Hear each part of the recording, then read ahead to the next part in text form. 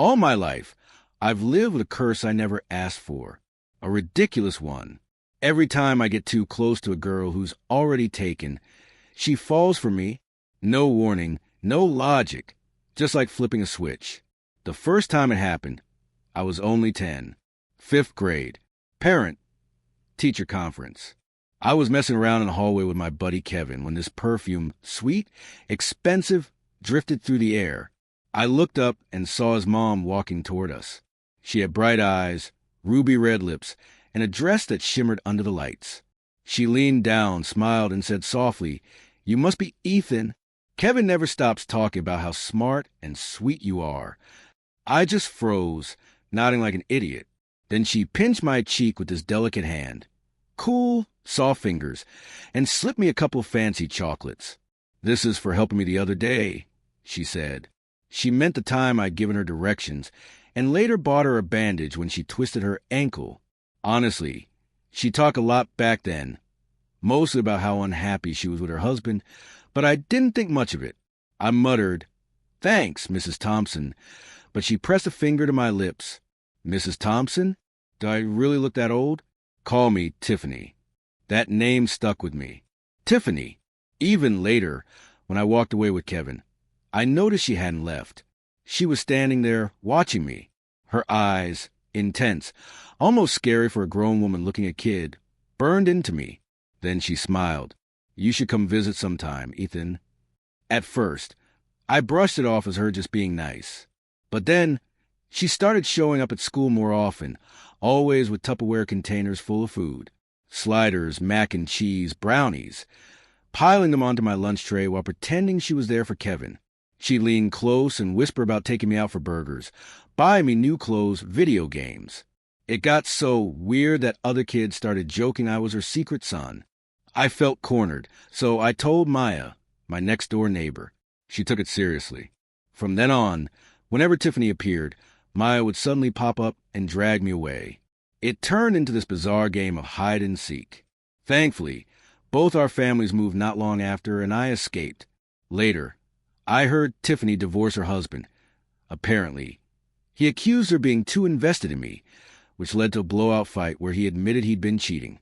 She kicked him out, built a business, and ended up thriving without him. At the time, I thought she was just lonely. I didn't realize then the strangeness was coming from me. Middle school ripped the blinders off. That's when I started suspecting something was seriously wrong. There was this tough guy named Ryder. Everyone stayed out his way. His girlfriend, Jessica, was stunning, popular, stylish, the kind of girl people whispered about.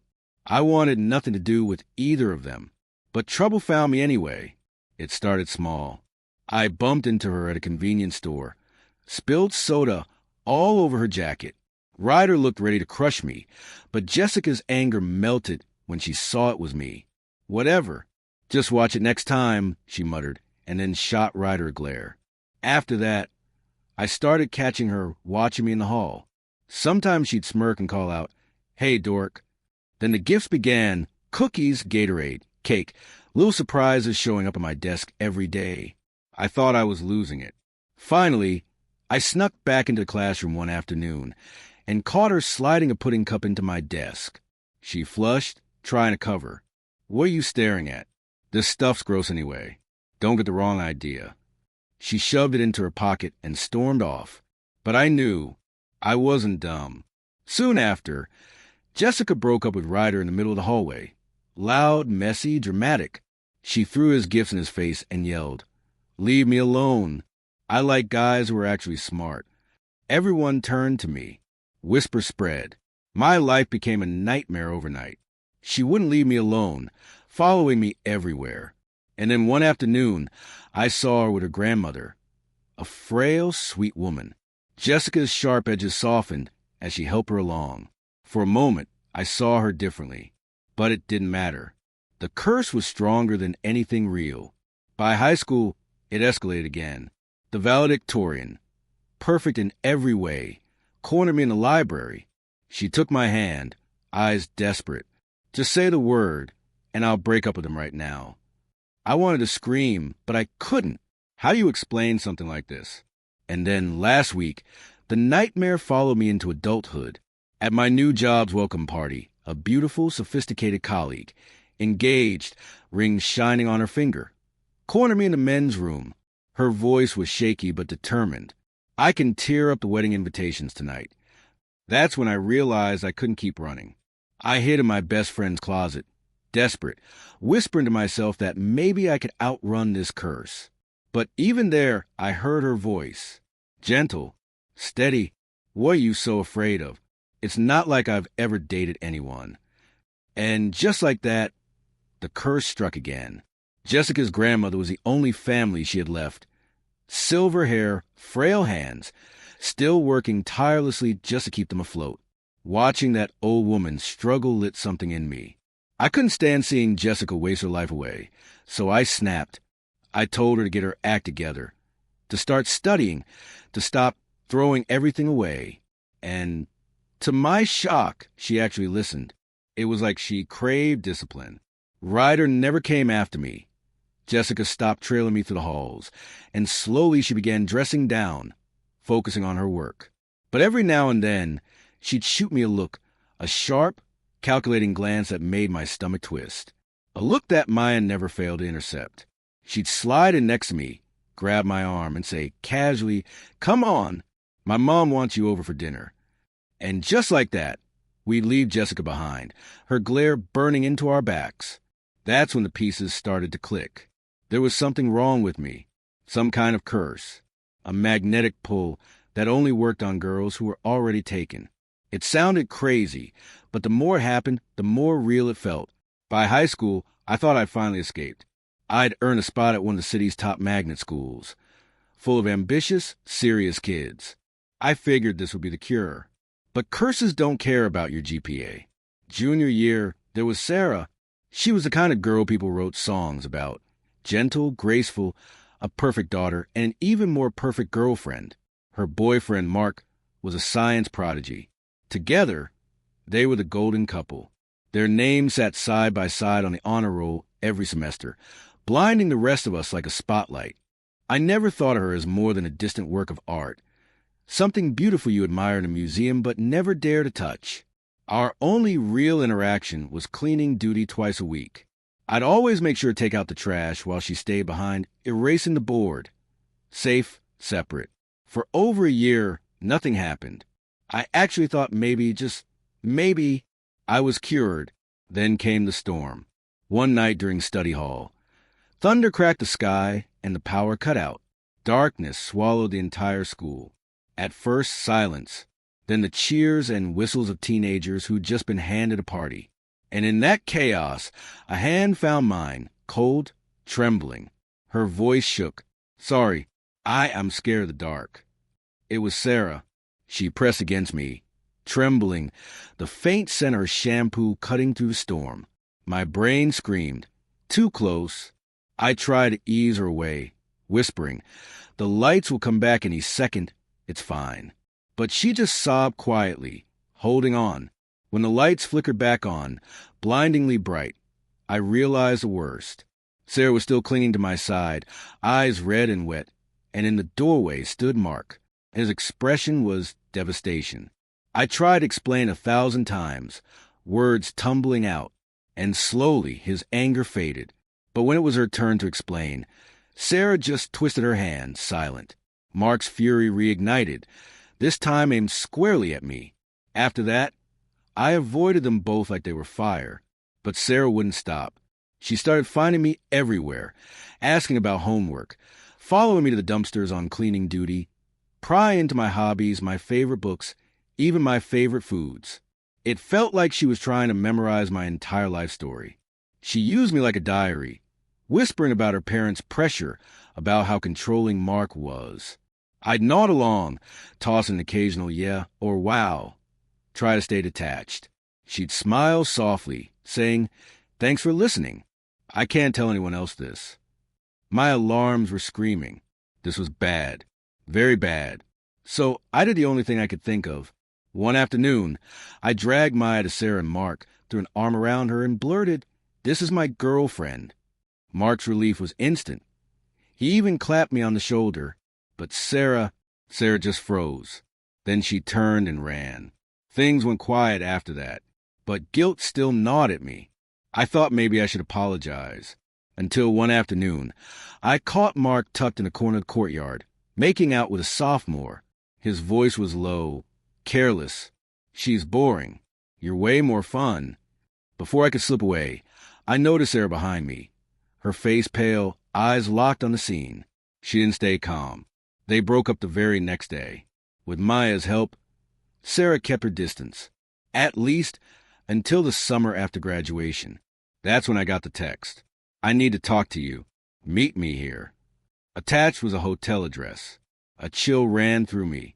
Maya snatched my phone, read the message, and scoffed. "Yeah, no way. I'm coming with you." We went together, and when the door opened, there was Sarah, beaming, dressed in something thin and lacy, the kind of thing designed to make any guy's nose bleed. But then she saw Maya standing right behind me. Her smile froze. That was the end. Sarah faded into a story, just another school legend who went off to a prestigious university. I told myself college would be better. College was supposed to be a fresh start. New faces, new chances, no curse. Right? Wrong. 2 months into my freshman year, a girl named Chloe joined my student club. She had pigtails, round doe eyes, and a voice so soft it could melt sugar. She was sweet, harmless, or so I thought. She spent half her time glued to her phone, cooing at her long-distance boyfriend. Honestly, it was nauseating, and I relaxed. If she was already in a relationship, I figured I was safe. But then it started again. "Ethan, the course registration site isn't working." "Ethan, which professor should I take?" "Ethan, I think I'm sick. What medicine should I buy?" And finally, the nail in the coffin. "Ethan, my boyfriend and I had a fight. I'm so sad." It wasn't innocent questions anymore. She was bleeding her heart into me, detail after detail, until I realized I wasn't her classmate. I was her emotional crutch. She started asking me out, framing it as gratitude. "Let me buy you dinner, Ethan." "Hey, this movie's great. Want to go?" "My laptop's broken. Can you look at it?" And then one night by the campus lake, it all collapsed.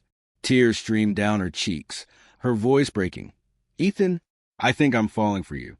I already told my boyfriend we should break up. I know it's wrong, but I can't control it."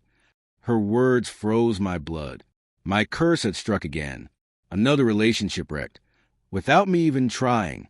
My chest felt hollow, like all the air had been punched out of me. I did the only thing I could. I ran. That same night, I dropped out of the club and blocked her everywhere. But Chloe wasn't done haunting me. She popped up around campus like a ghost. And when I couldn't dodge her anymore, I called for backup. Maya. She charged in like a bodyguard, rolling her eyes. "What am I, your mom?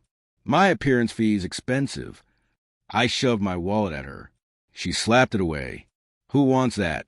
Pay me in barbecue and shopping." And that's exactly what I did. Later, Maya told me the truth. Chloe's boyfriend wasn't a victim. He was a player, juggling 3 girlfriends at once. The guy was trash. At least Chloe finally broke free, threw herself into her studies, and came out stronger. That was a silver lining. But me? That's when it clicked. This wasn't coincidence. This was a curse, a cosmic joke. I was a walking homewrecker hex. If a girl already had someone, she'd eventually fall into my orbit. I wasn't a heartthrob. I was a demolition crew. So I changed. I became a hermit. Any girl with a boyfriend, 10-foot safety zone. No eye contact. 3 sentences max before I bolted. My classmates thought I had gynophobia. But no, I was making a noble sacrifice for the stability of the male population. The only exception was Maya, my anchor, my childhood friend, my neighbor since diapers. With her, there was no risk. Romance bounced off her like rain on stone. She'd never had a crush, never swooned over anyone. Her head was full of art supplies and snacks, and honestly, I liked her that way. Still, I gave her warning one day. "Maya, if you ever like a guy, you've got to tell me in advance. I'll need to prepare." She bit into her apple, rolled her eyes so hard I thought they'd stick. "Relax. If you were the last man on earth, I'd still have to think about it. Don't flatter yourself, narcissist. That was us. A perfect platonic friendship. My safe harbor. I made it through graduation. Landed a corporate job. And I played it careful every single day. No one-on-one meetings with female colleagues. No friendly lunches. Nothing. I survived probation, and for the first time in years, I felt like maybe I could win this fight. Then came the company welcome party. And with it, Catherine. She was stunning, razor sharp, the kind of woman who carried the room without trying. People teased her about her long-term boyfriend, and she showed off her engagement ring with pride. They were getting married soon, a picture-perfect couple. I sat in the corner, chewing watermelon like it was my last meal, praying to the universe. Please, don't let my curse touch this one. Let her be happy. But fate doesn't listen. Somehow, she ended up making a toast at my table. Our glasses clinked, my eyes down, and I prayed it meant nothing. But that one tiny sound, it was a spark. Suddenly, she was everywhere. In the cafeteria, at the coffee machine, in the elevator. And each time, her gaze lingered longer, sharper, until it felt predatory. Then one evening, it happened. I ducked into the restroom before leaving. The door swung open behind me. Catherine slipped in, locked it. Her cheeks were flushed from drinking, but her eyes, stone-cold sober. She stepped closer, backing me into a corner. Ethan, are you avoiding me? My back hit tile, cold as ice. Catherine? YUV had too much. This is the men's room. Her lips curved. I know. So what? When I want something, I get it. Her perfume, the sharp bite of wine. It trapped me. She lifted her hand, diamond flashing in the light. You think I'm about to get married? Say one word, and I'll throw this away. I'll tear up the invitations tonight. My soul left my body. Lady, no. Please. Your fiancé an MMA coach. He'll crush me like a bug. I raise my hands in surrender, voice breaking. You too are perfect. Don't ruin this. I'm a loser. I can't even take care of myself. I'm not worthy of you. I ducked under her arm, clawed at the lock, and bolted. I didn't stop running until I was off the subway, out of the city, heart pounding like it might burst. Then my phone buzzed. Unknown number. A text. You're a dead man. You think you can steal my girl? The MMA fiancé. My knees buckled. This was it. I was done for.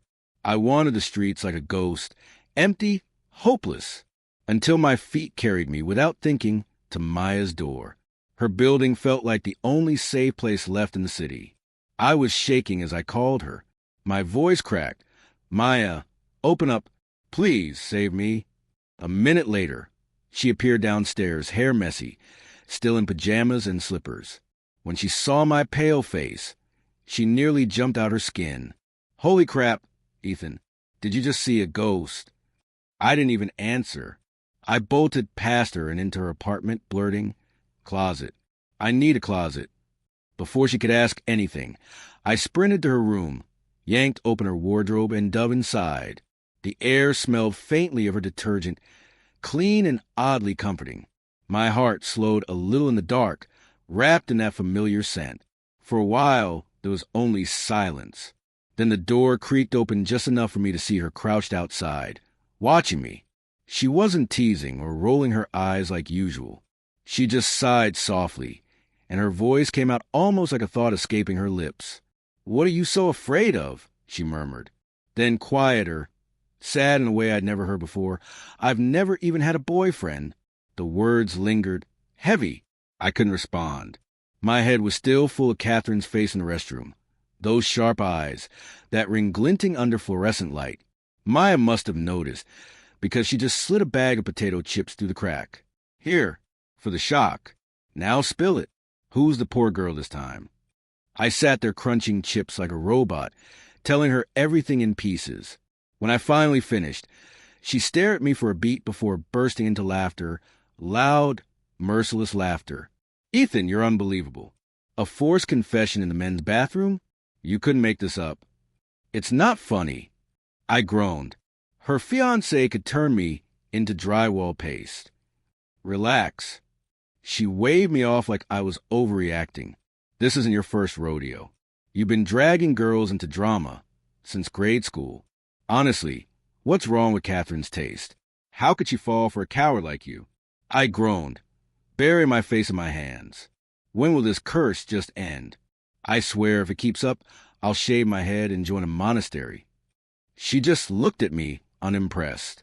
Maybe the cure is in temples or prayers, idiot. Maybe it's a real connection. Her tone had shifted, flat, serious. But the way she said it sent a strange ripple through me. A real connection? I repeated, who's dumb enough to sign up for this mess? The words slipped out before I could stop them. She froze, her eyes locked on me, a look so complicated I couldn't read it. Seconds stretched, heavy and awkward. Then, just like that, she stood and slammed the closet door shut. Go to sleep? One more word and you're on the street. I sat there in the dark, holding that stupid bag of chips, utterly lost, but oddly calm. Her scent in the air, the quiet of her room, the muffled sound of her moving around. It made me feel safe. Safer than I had felt in a long time. And somewhere in that comfort, I drifted off to sleep, curled up in her closet. The next morning, sunlight spilled through her curtains as she kicked the door open. Get out. I need to change. I stumbled out, rubbing the bump on my head. Still groggy. She tossed me a granola bar like it was nothing. Go to work and grow a spine. Worst case, quit. It's not the only job in the world. Oh! And stay away from taking women. 10 feet. No, make it 20. She shoved me out, grumpy as ever. But walking home, eating that granola bar, I felt lighter. Maybe I'd survived this mess after all, so long as I had Maya's place as my safe house. What I didn't know then was that Catherine wasn't done. The breaking point came with a watch. A sleek, expensive one, dropped on my desk in a glossy box, complete with a wolf whistle from my coworkers. I snapped. My hand shook as I grabbed it and stormed straight into the administration office. There she was, Catherine, calm as ever, sipping her tea. When she saw me, her eyes lit up like I'd just made her day. The whole department turned to watch. My heart was pounding, but I forced myself to breathe, set the box on her desk, and said, steady as I could, Catherine, thank you, but this is way too much. I can't accept it. Please stop sending me gifts. For a second, her smile cracked. Then she recovered, smooth as ever. Oh, you don't like the style? No problem. We'll just go exchange it after work. My blood boiled. This isn't about style. You're engaged. Please, have some self-respect and stop harassing me. You're making my life unbearable. The air in the office went heavy. Silence. You could hear the hum of the AC. Catherine's face hardened, and then she stood, her voice sharp enough to cut glass. Difficult? Ethan, come on. You know you have feelings for me, don't you? My jaw dropped. She was twisting everything. Rage shook through me. Don't you dare say that. I've never been interested in you. Not before, not now, not ever. I'm telling you one last time, stop this, or my next step is filing a formal complaint. I turned on my heel, back straight, legs trembling, and walked out knowing one thing for sure. My time at this company was over. The fallout was brutal. Rumors spread like wildfire that I'd been leading her on, extorting her. HR called me in. Their words were polite, but the message was clear. Resign or be pushed out. In the end, they laid me off with a severance check that felt more like hush money. The day I left, carrying that cliché cardboard box of office junk. The sun outside was blinding. I didn't even feel angry, just numb, like I'd finally hit the point I always knew was coming. I went straight to Maya's. She was home, opened the door, saw my box of shame, and said nothing, just stepped aside. I dropped it on her floor, collapsed onto her couch, and stared at the ceiling. Maya, I muttered, I got fired. She handed me a glass of water. Okay. The curse got me again. Okay. Is this my life now? That earned me a smack on the arm. Have some dignity, idiot. You'll find another job. She plopped down next to me, kicking off her slippers, legs crossed. So, did you at least report her? I told her everything, every miserable detail. She didn't laugh, didn't tease. She just sat there, quiet, thinking. Then finally she said, "You ever notice something, Ethan? This curse of yours, it only works when a girl's already taken. Like some kind of territory thing. Once she's marked, you get too close, and boom, the curse pulls her in." I blinked at her, confused. So what? What does that even mean? Her eyes lit up. What if you did the marking first? What if you got a girlfriend before the curse had a chance to interfere? Maybe it would cancel itself out. Her words hit me like a jolt of lightning. Me? Fall for someone first? My whole life had been about dodging, surviving. Every time someone's girlfriend fell into orbit around me, it ended in disaster. What if I fell for a girl who was already taken? Would I just explode on the spot? I gave a bitter laugh. Forget it. Whoever I like is doomed. I'm better off alone. I won't ruin someone else's life. The light in her eyes dimmed, like a spark snuffed out. She turned away, mumbling into her glass of water. Coward. And she wasn't wrong.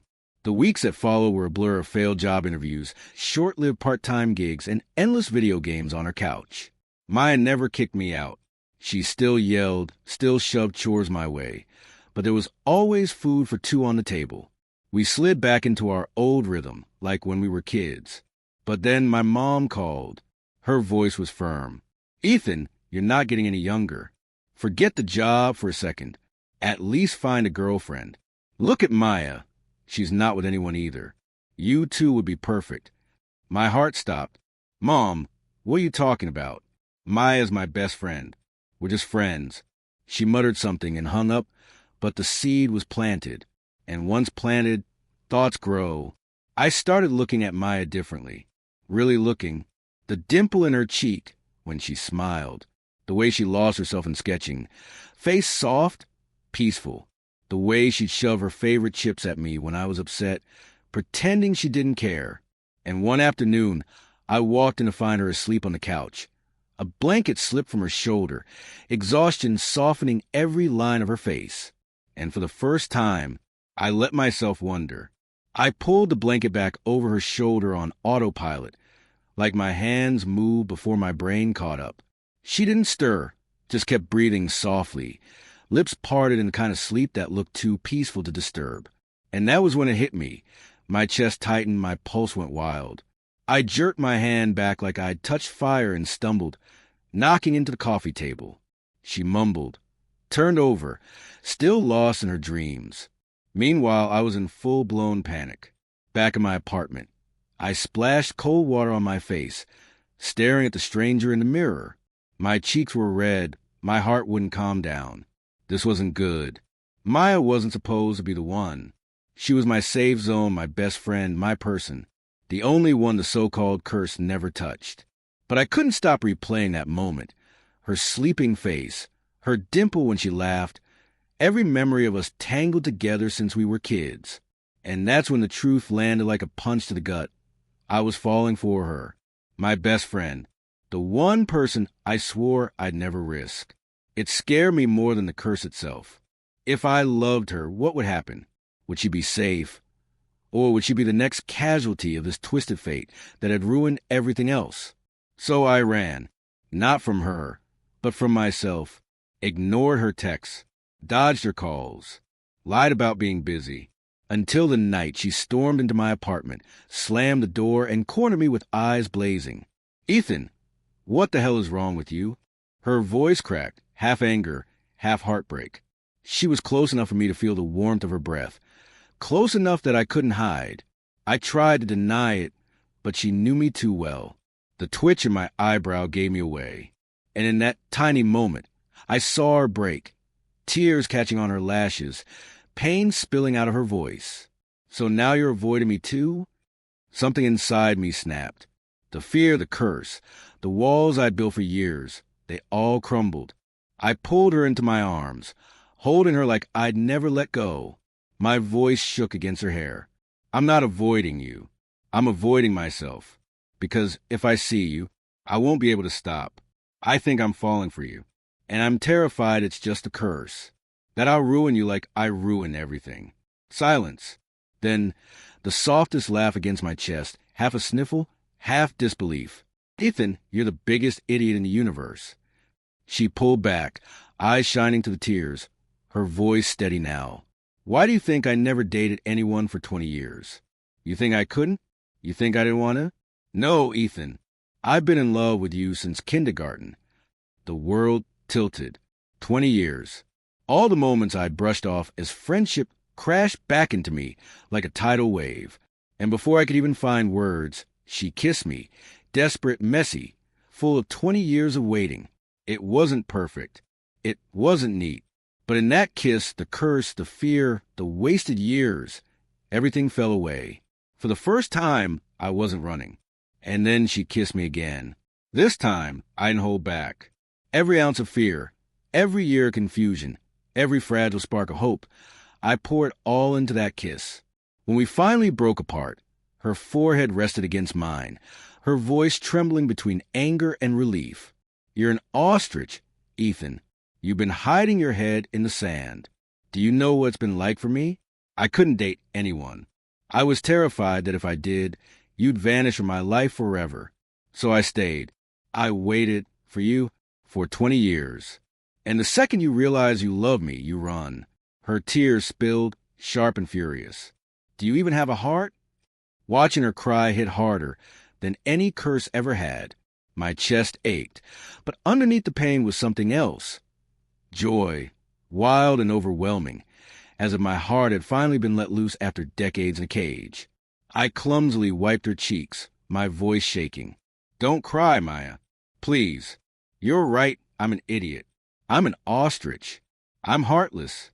But I love you. God, I love you so much. I don't know when it started, but I do. And I'm terrified of this curse, but I'm more terrified of losing you. So let it happen. If something bad comes, we'll face it together. Her tears slowed. She searched my face like she was trying to see if I really meant it. Then the tiniest smile broke through, her dimple appearing like sunlight after a storm. Idiot, she whispered, before burying herself in my arms. Her voice was muffled against my chest. Playful now. Don't worry. You can't curse me because I was never someone else's. That's when she looked up, eyes sparkling with triumph. Ethan, haven't you noticed? The curse, it's gone. The words froze me. I thought back. Weeks of hiding, of being with only her. Not a single incident. No stolen glances, no whispers, no chaos. Even Catherine's shadow had faded. And then it hit me, like a truth I should have known all along. The cure wasn't hiding. It wasn't fear. It was love, real love, the kind that had been right in front of me my whole life. Because the curse only pulled what wasn't mine. And Maya, she'd always been mine, just as I'd always been hers. I looked down at her, that smile lighting up her whole face, her eyes glittering like stars. And I kissed her, really kissed her. 20 years of waiting, crashing into one single moment that tasted of tears, laughter, and freedom. When we pulled apart, breathless and dizzy, I laughed like an idiot. I think it's really gone. She giggled, wiping her eyes, teasing. Told you so, dummy. Sunlight streamed to the window, warm and golden, painting her in light. And in that glow, she smirked, tugging me toward the bedroom. Then it's time you compensated me for all the worrying you caused. That day, my life began again. A few days later, I tested it, dragging Maya to the busiest mall in the city. Couples everywhere. Laughter, hands entwined, love filling the air. My palms were sweaty, but I clung to hers like a lifeline. And nothing happened. Nobody stared. Nobody drifted closer. The curse was gone. I was free. I spun her in the middle of the crowd, her shriek of laughter echoing over the noise.